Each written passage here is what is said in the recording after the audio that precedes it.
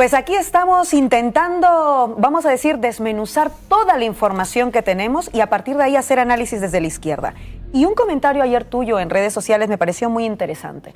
Hablabas del mensaje que enviaban con los dos asesinatos, tanto el de René Nicole Goode como el de Alex Pretty este fin de semana, en menos de un mes, dos personas con DNI estadounidense, dos personas blancas de piel. Y tú decías, este es más un mensaje para las personas blancas que para los migrantes. Quisiera que profundicemos en esa idea. ¿Qué mensaje sería el que está enviando Donald Trump con estos dos asesinatos? Sí, esto es claramente una ejecución de violencia expresiva, o sea, ese tipo de violencia que lo que intenta es dar un mensaje.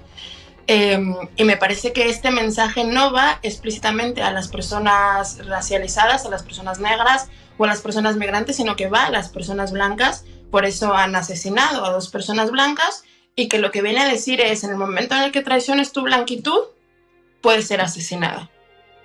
Entonces, por un lado es totalmente disciplinador, se está intentando disciplinar a las y los ciudadanos blancos estadounidenses y también está intentando romper las redes de solidaridad, ¿no? Algo que yo decía ayer es que me llama muchísimo la atención que hasta donde yo he leído, ninguna de estas dos personas pertenecieran a organizaciones o fueran organizadores comunitarios, ¿no? Entonces también creo que esto está apelando a lo que llamamos coraje civil, ¿no? A desvanecer o que desaparezca del todo el coraje civil, que es actuar frente a lo que consideramos moralmente como una injusticia, ¿no? Quiero decir, el segundo asesinato es a un hombre que lo que hace es poner su cuerpo entre los agentes de ICE y la mujer a la que habían tirado al suelo. Esto es como una reacción instintiva que muchas personas podemos llegar a tener frente a la ejecución de la violencia. Entonces, lo que están queriendo decir es, si defiendes a una persona que está sufriendo violencia, podemos asesinarte, que no es poca cosa. Me parece muy importante, Tatiana, porque no podía dejar de pensar, mientras también escribía el cierre que haré más en algunos minutos todavía, en esta idea de que, claro, es el mensaje disciplinador, es un mensaje que anuncia a la gente blanca con DNI estadounidense directamente cómo deben actuar si no quieren ser considerados también una amenaza. Y no podía evitar pensar que entonces no es un tema únicamente racial, o mejor dicho, el supremacismo blanco viene acompañado de más cosas. Es decir, no te basta con ser blanco.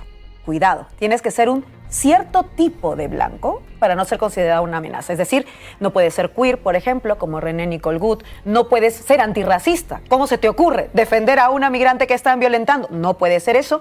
Pero claro, empezamos por ahí, Tati. ¿Cuáles son todos esos otros valores de ese supremacismo blanco? Porque pueden empezar por los que ponen el cuerpo entre alguien a quien violentan y las ICE. Pero si hablamos de supremacismo blanco como proyecto, son muchas otras características también, ¿no? Claro, el tema es que el supremacismo blanco no solamente habla del color de la piel. O sea, esta idea de que la blanquitud está solamente relacionada con el color de la piel y por lo tanto es una característica individualizada, es típica del antirracismo liberal, ¿no? Ese antirracismo liberal que se ha venido desarrollando muchísimo en Estados Unidos, que mete muchísimo dinero para que no haya acciones discriminatorias individuales hacia las personas, pero no mira la estructura, ¿no? Que es lo que sí hace el antirracismo radical.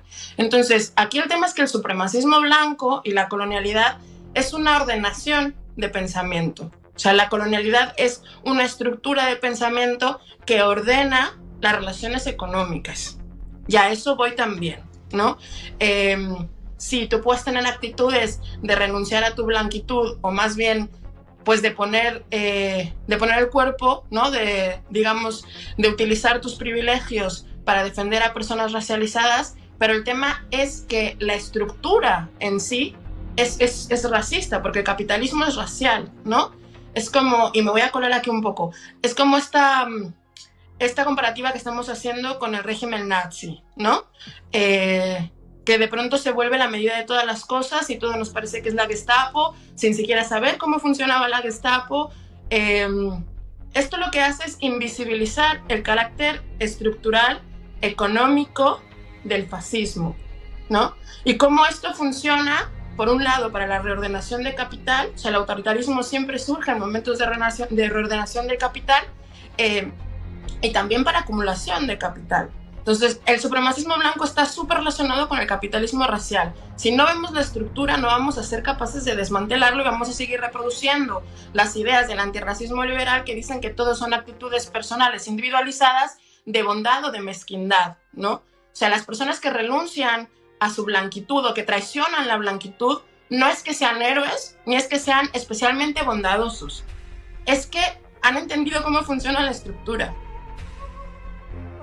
Y te agradezco que te hayas colado porque te iba a preguntar por eso. Para quienes no lo saben, la familia taylorista que nos sigue, Tatiana Romero, historiadora, además acaba de estrenar un podcast del que yo ya me he vuelto fan solo en un episodio. Imagínense, y Laura Arroyo no se vuelve fan así nomás.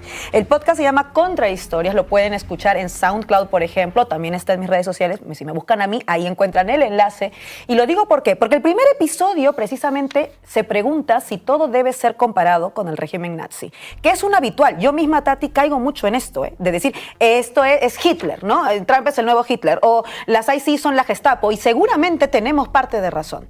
Pero sí me parece interesante ver por qué caer rápidamente en esa definición puede ser también un problema. Como sudamericana, a mí, el régimen nazi, es verdad que me queda súper lejos. Aunque vive en España, me queda súper lejos. Y cuando lo relacionamos directamente con eso, me olvido de todas las cosas entre medias que a lo mejor explican muy bien lo que está pasando en los Estados Unidos. Cuéntanos un poco por qué caer rápidamente en decir régimen nazi y solamente compararlo con el régimen nazi tan rápidamente puede ser también un problema. Sí, a ver, la comparativa con el régimen nazi es justamente la que ha hecho de la experiencia nazi una excepcionalidad histórica. Yo en el podcast hablo sobre todo de 1933 a 1938, que es lo que las historiadoras llamamos nazificación de la sociedad. No me meto ya a la maquinaria genocida y no me meto ya directamente con la Shoah, porque creo que eso hay que ser muy cuidadosas también en los contextos históricos propios de cuando se desarrollan las formas represivas. Entonces, a mí me parece que esta primera ordenación del régimen nazi, del 33 al 38, es tal cual un momento de disciplinamiento de la sociedad, un momento de desarrollo de los órganos represivos de la sociedad, pero no es la misma que a partir de 1938, y se marca 1938 porque es justo en noviembre cuando sale el pogromo de los cristales rotos, cuando adquiere un carácter genocida el régimen. Entonces, creo que generamos una falsa empatía o una empatía sencilla, ¿no? Pensamos en el asesinato, no sé, pienso en 1944, en Auschwitz se asesinaba a 12.000 personas al día, nos parece evidentemente una aberración y solo nos centramos en la moralidad de esto, ¿no? Y me parece que utilizar argumentos morales y no políticos invisibiliza incluso las dimensiones del régimen nazi, ¿no? Eso por un lado. Entonces creo que es una empatía rápida, ¿no? Y mucha gente dice, claro, es que yo comparto a Anne Frank porque me parece que es lo que está sucediendo. Y es como, sí, pero hacer una excepcionalidad del régimen nazi también invisibiliza todo el despliegue represivo que ha sucedido debido al capitalismo racial, por ejemplo, incluso en Estados Unidos, ¿no? O sea, hay historiadoras afroamericanas que están diciendo que en realidad ICE se parece más a la Slave Patrol que a las SS o que a la Gestapo, ¿no?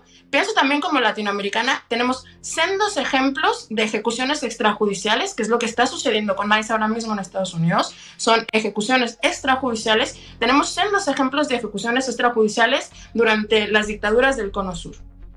Pero si nos fuéramos más allá, al origen del capitalismo racial, tenemos sendos ejemplos de siglos de violencia represiva contra las comunidades y pueblos originarios en las experiencias de los genocidios, de las luchas y las guerras de conquista y los procesos de colonización de cualquier territorio que haya sido colonizado por cualquier imperio colonizador en el siglo XVI, XVII, XVIII e incluso XIX. Entonces, tenemos que ver que la historia son procesos y no excepcionalidades. Y el régimen nazi no es una excepcionalidad dentro de la historia, es simplemente una forma más en la que se puede expresar de manera represiva el capitalismo. Por eso estas visiones históricas son tan importantes y queríamos contar con esta perspectiva. Tatiana, la gente en el chat, por cierto, está toda preguntando cómo hacer para seguirte, que te sigan en tus redes sociales, es lo que voy a decir, porque en efecto, estos son el tipo de análisis que necesitamos en estos tiempos de tanta incertidumbre, de tanta información y también de tanto temor, de tanto miedo, de tanto dolor, lo sabemos además, que también hay que politizar y hay que politizar con esa cabeza. Esta data me parece a mí muy importante. En efecto, tenemos tantos casos de ejecuciones extrajudiciales, de represión, de asesinatos directamente. Los vivimos en Europa, 10.000 personas en las fronteras por intentar llegar, por ejemplo, a las costas españolas. Lo vivimos en Perú, 49 personas ejecutadas extrajudicialmente en el inicio de la dictadura de Dina Boluarte. Estoy hablando de cosas de ahorita, ni siquiera por remontarme a mucho antes. Es decir, no es una excepcionalidad histórica, es lamentablemente una pata más, seguramente muy bestia, de algo que ya conocemos en otros lenguajes. Y me parece importante plantear esa visión más de fondo, Tati. ¿De verdad creo que querías decir algo, Tatiana? Sí, que hay algo que bien me parece importante respecto a la comparativa nazi, que es la desresponsabilización de la violencia. Nos queda súper lejos. Es una experiencia represiva que no reconocemos como nuestra y por eso la utilizamos. Porque si utilizáramos una experiencia represiva de ahora, como las redadas por perfilamiento racial en Lavapiés o el asesinato de personas, no solo en las fronteras, sino en los barrios de las ciudades, a manos de personajes representantes de las fuerzas del orden, tendremos mucho más problema con nosotras mismas y con esa renuncia a nuestra blanquitud, que por mucho que hablemos, me parece que no estamos tan dispuestas a hacer si las concentraciones en repulsa a los asesinatos racistas no llegan a más de 300 personas en el Reino de España. Eso es, y lo puedo decir porque yo estoy ahí y en efecto, esas manifestaciones siempre son minoritarias y siempre nos tienen a nosotras generalmente solas. Este llamado queda hecho porque, como estamos viendo en Estados Unidos, si tu silencio no te protegía, como decía Audre Lorde, tu blanquitud tampoco necesariamente. Tatiana Romero, historiadora anticolonial, muchas gracias por haber estado con nosotras esta mañana.